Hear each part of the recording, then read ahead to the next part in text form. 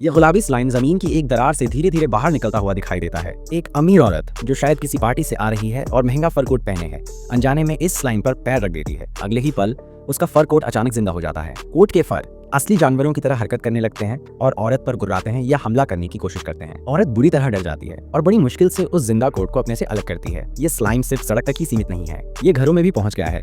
जैसे कि एक सीन में ये नल से निकलकर बाथटब को भर रहा है। एक और डरावना सीन तब होता है जब एक बच्चे की गाड़ी ट्रेन का पहिया सड़क पर फैले स्लाइम पर चढ़ जाता है। स्लाइम के असर से वो गाड़ी अपने आप बिना किसी के धकेले तेजी से चलने लगती है। वो खतरनाक तरीके से ट्रैफिक के बीच घुस जाती है। बच्चे की माँ घबराकर उसके पीछे भागती है और अंत में बड़ी मुश्किल से गाड़ी को रोककर अपने बच्चे को बचा पाती है।